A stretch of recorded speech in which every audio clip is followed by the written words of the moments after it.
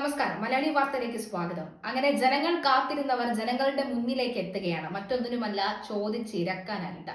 ഇത്രയും നാളും കഴിഞ്ഞ 10 വർഷമായിട്ട് ജനങ്ങൾ അനുഭവിക്കുന്ന ദുരിതങ്ങളുടെയും അവശേഷിപ്പുകൾ പേർക്കൊണ്ട് തന്നെയാണ് വോട്ട് ചോദിക്കാൻ വരുന്ന ഓരോരുത്തരോടും ചോദ്യം ചോദിക്കാൻ തന്നെയാണ് അവർ തയ്യാറായി നിൽക്കുന്നത്. ജനങ്ങളുടെ മുന്നിലേക്ക് അവർ വോട്ടും ചോദിച്ചു വരികയാണെങ്കിൽ ചില ചോദ്യങ്ങൾ ചോദിക്കാനുണ്ട്. കാരണം ഇപ്പോൾ തങ്ങളുടെ മുന്നിലേക്ക് വരുന്ന ഈ വ്യക്തികളെ എങ്ങാനും ജയിപ്പിച്ചു വിട്ടാൽ പിന്നെ ഇവരെ കാണാനായി രായ്ക്ക് രാമായണം ക്യൂ നിന്നാലും ഇവരുടെ വീട്ടിന്റെ മുന്നിൽ പോയി നിന്നാലും കണ്ടു കിട്ടാനേ കഴിയില്ല. ഇനി വോട്ട് പിടിക്കാൻ ഏതറ്റം വരെയും പോകും. കഴിഞ്ഞ ദിവസം തിരുവനന്തപുരത്ത് വോട്ട് ചോദിക്കാനായി ഇറങ്ങിയ GR അനിലിന് കിട്ടിയ ഒരു അനുഭവമാണ്.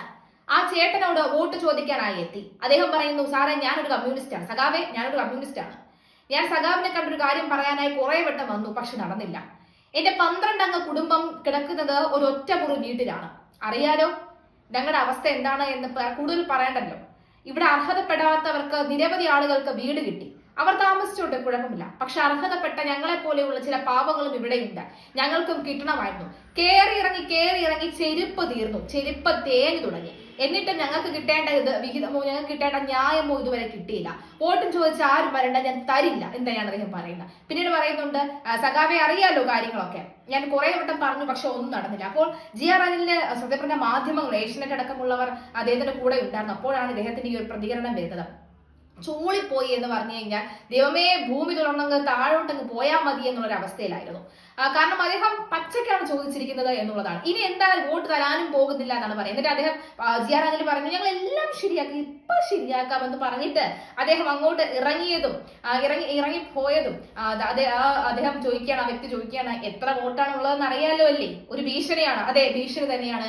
കാരണം ജനങ്ങളുടെ കയ്യിലുള്ള ഏക ആയുധമാണ് ഈ ചൂണ്ടുവിരലിലുള്ളത്. അപ്പോൾ ഭീഷണിപ്പെടുത്തി ആയാലും അവരുടെ കാര്യങ്ങൾ നേടിയെടുക്കുക തന്നെ ചെയ്യും. ഒരു പക്ഷേ ഇലക്ഷന് മുന്നിൽ ഇതൊക്കെ നടക്കണമെന്നില്ല. എന്തായാലും ഒരു ചെറിയ ചുവടുവെപ്പെങ്കിലും ഉണ്ടാകുമല്ലോ.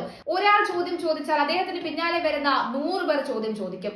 അങ്ങനെ 100 പേർ ചോദ്യം ചോദിക്കാൻ ഉണ്ടെങ്കിൽ മാത്രമേ ഇവർക്ക് കുറച്ചെങ്കിലും ഉളുപ്പ് വരികയുള്ളൂ എന്നാണ് പറയുന്നത്. ഉളുപ്പിന്റെ കാര്യത്തിലൊക്കെ ഇവർ കണക്കാ. കാരണം എത്ര ഇനി ചോദിച്ചാലും ആരൊക്കെ വന്ന് എന്തൊക്കെ ചെയ്താലും പ്രത്യേകിച്ച് ഒരു ഗുണവുമില്ല, തൊലിക്കട്ടി അപാരമാണല്ലോ. ജനങ്ങൾ പറയുന്ന ചില കമന്റുകളുണ്ട്. അതായത് നോക്കി കണ്ടും വേണം വോട്ട് ചോദിക്കാൻ, അടി കിട്ടാതെ നോക്കണമെന്ന് പറയുന്നുണ്ട്. പരിഹരിക്കും, ഒരുപാട് പരിഹരിക്കും. ഭരണത്തിലിരുന്നപ്പോൾ പരിഹരിക്കാൻ പറ്റാത്തതാണ് ഇനി ഇലക്ഷൻ സമയത്ത് പരിഹരിക്കാൻ പോകുന്നത്. എന്തുവാടോ കമ്മ്യൂണിസ്റ്റിന്റെ അധപ്പതനം ആരംഭിച്ചു? പോടോ 10 വർഷം നീ എന്തെടുത്തു എന്നാ പരനാറി എന്ന് പറയുന്നവരുണ്ട്.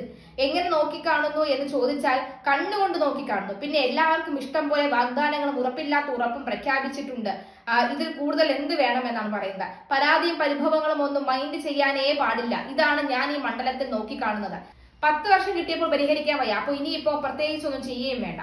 10 വർഷം നോക്കിയിട്ടും ഒരു വീട് കൊടുക്കാൻ പറ്റിയില്ല, അടുത്തതിന് നോക്കാം അടിമക്കമ്മികൾ. ഒന്നിനും കൊള്ളാത്ത മന്ത്രി എന്നാണ് പറയുന്നത്. ഇങ്ങനെ ചോദിക്കണം, മുഖത്ത് നോക്കി പറയണം വോട്ട് തരില്ല എന്ന് തന്നെ. തന്റെയൊക്കെ വേണ്ടപ്പെട്ടവർക്ക് വേണ്ട കാര്യങ്ങൾ നോക്കിക്കാണും. കൊള്ളസംഘമാ വരാനിരിക്കുന്നത്. വന്നതിനേക്കാൾ ഭയാനകം ജനം വടിയെടുക്കാൻ പോയിട്ടേ ഉള്ളൂ. തിരിച്ചൊരു വരവുണ്ട്. ഈ കണ്ടു മനസ്സിലാക്കൂ ഭരണകർത്താക്കളെ, കൊള്ളക്കാരെ എന്നാണ് പറയുന്നത്. ഇതുവരെ പരിഹരിച്ചിട്ടില്ല. ഇനി ഇപ്പൊ 1 മാസം കൊണ്ട് എല്ലാം അങ്ങ് പരിഹരിച്ച് മറിക്കും. നീ കുറെ പരിഹരിക്കും. 5 വർഷം AC കാറിൽ ചീറിപ്പാറിൽ നടന്ന ഇലക്ഷൻ വരുമ്പോൾ ജനങ്ങളുടെ കാല് പിടിക്കാൻ വരും. 5 കൊല്ലത്തെ ഭരണത്തിൽ ഏറ്റവും കഴിവുകെട്ട മന്ത്രിയായിരുന്നു ഇയാൾ. എന്തോന്ന് സഖാവ്, വേറെ വല്ല പണിക്ക് പോവാൻ പറ. ഉളുപ്പില്ലാതെ വന്നിരിക്കുന്നു. എന്ത് പരിഹരിക്കാൻ? ആർക്ക് നേരം?